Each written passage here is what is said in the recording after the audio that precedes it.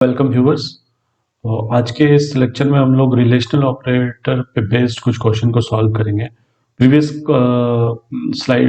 Lecture में हम लोग ने अर्थमेटिक ऑपरेटर पे रिलेटेड प्रॉब्लम को सॉल्व किया था और इस लेक्चर में हम लोग रिलेशनल ऑपरेटर पे बेस्ड कुछ क्वेश्चन को सॉल्व करेंगे। Okay, so question number first है कि what will be the output of following C code. इस फॉलोइंग सी कोड का क्या आउटपुट होगा? जैसे कि तुम लोग को पता है कि रिलेशनल ऑपरेटर क्या होता है, इसके बारे में थोड़ा सा हम लोग इंट्रोडक्शन देख लेते हैं। जैसे हमने पहले भी बताया था कि relational operator is a operator which return 0 और 1, जो कि आपको 0 और 1 रिटर्न करता है। ओके, आइदर वो 0 वैल्यू रिटर्न करेगा या फिर 1 करेगा।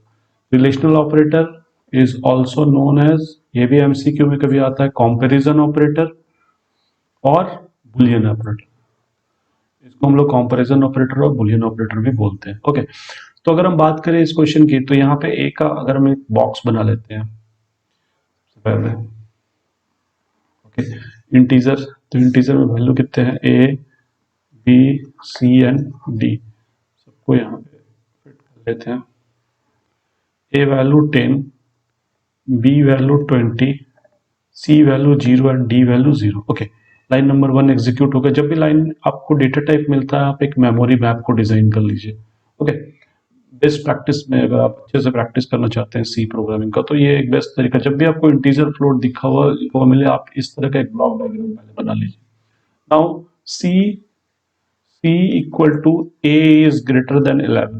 Okay, what is the value of A? Map से आप देख लीजिए, 10।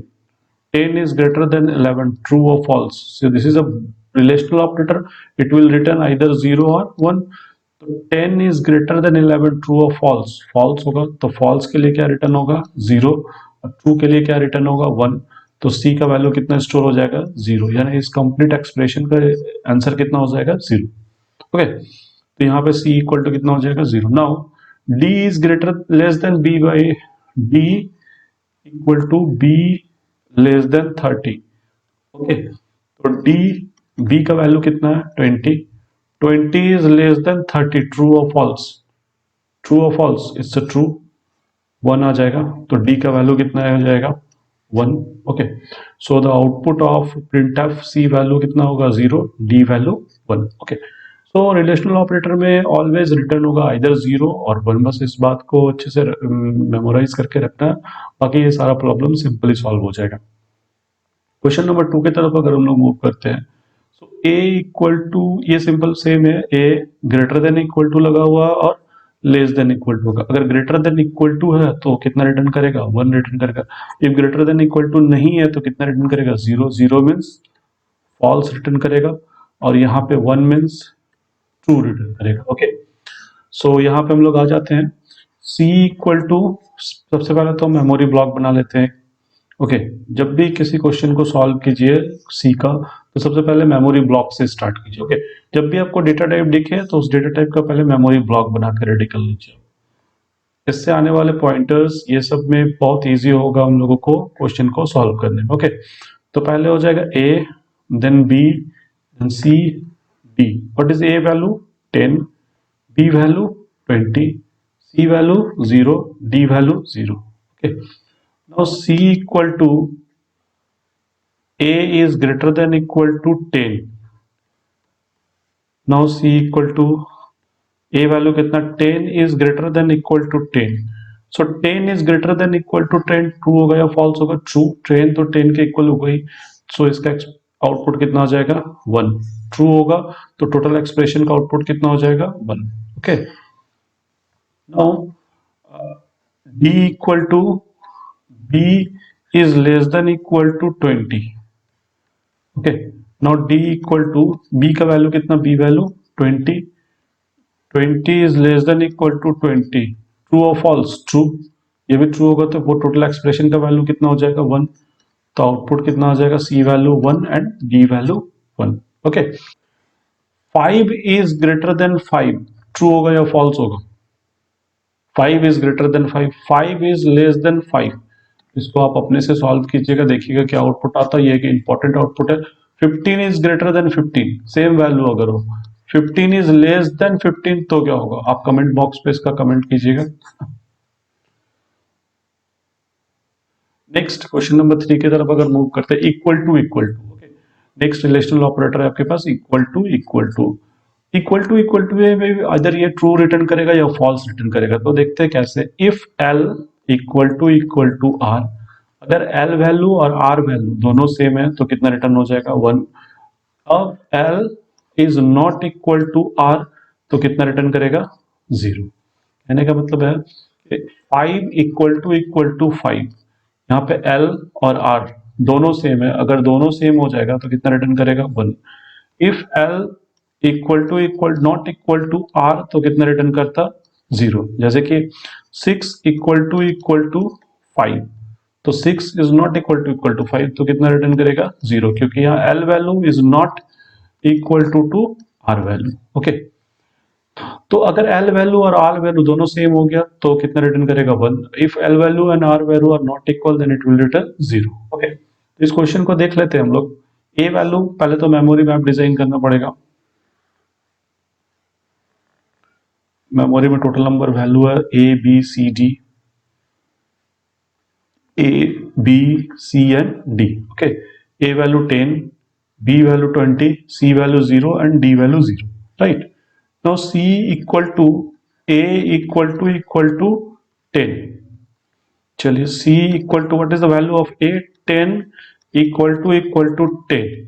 ओके, 10 इक्वल टू 10 क्या होगा, दोनों तो सेम है, left hand side and right hand side, तो इट विल रिटर्न 1। तो C का वैल्यू कितना हो जाएगा 1।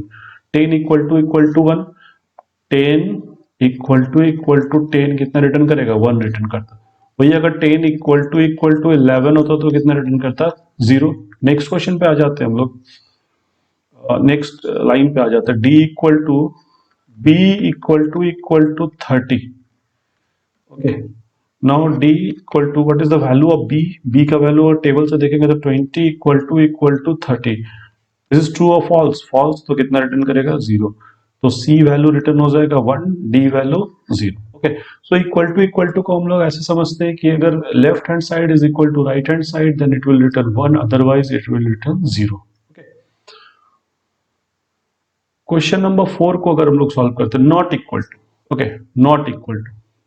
Now next is not equal to, इसमें भी सिंपल है, L not equal to R. अगर दोनों सेम नहीं होंगे, okay, if L is not equal to R होगा तो कितना रिटर्न करेगा 1 रिटर्न करेगा। If L equal to R होगा तो कितना रिटर्न करेगा 0। कहने का मतलब 10 is not equal to R, sorry 10 is not equal to 10, 10 is not equal to 10। L value कितना है 10, आर वैल्यू कितना है 10। ओके, एल और आर दोनों सेम है, इट मींस इस केस में कितना रिटर्न कर देगा आपको 0। अगर दोनों सेम वैल्यू है तो रिटर्न होगा 0, अगर दोनों डिफरेंट वैल्यू है तो कितना रिटर्न करेगा 1 रिटर्न करेगा। ओके, तो इस केस में यहां पे देख लेते हैं, सी मेमोरी मैप आप लोग बना लीजिएगा। A is not equal to 10। Okay, A is not equal to 10। C, A का वैल्यू कितना है, ए का वैल्यू है 10, 10 इज नॉट इक्वल टू 10। अब देखिए दोनों वैल्यू सेम है, दोनों वैल्यू सेम है तो उस केस में कितना रिटर्न होगा 0। ओके, अगर दोनों डिफरेंट वैल्यू रहता है, जैसे कि 10 इज नॉट इक्वल टू 11 तो इस केस में आपका कितना रिटर्न हो जाता 1। नेक्स्ट लाइन देखते हैं, D equal to B is not equal to 30। B is not equal to 30, तो डी इक्वल टू बी का वैल्यू कितना है 20, 20 is not equal to 30, so both are different value, तो कितना रिटर्न करेगा 1। सो सी वैल्यू कितना हो जाएगा 0, डी वैल्यू 1। आप इस प्रोग्राम को कंपाइल कीजिएगा तो आपको 0 और 1 आउटपुट आएगा।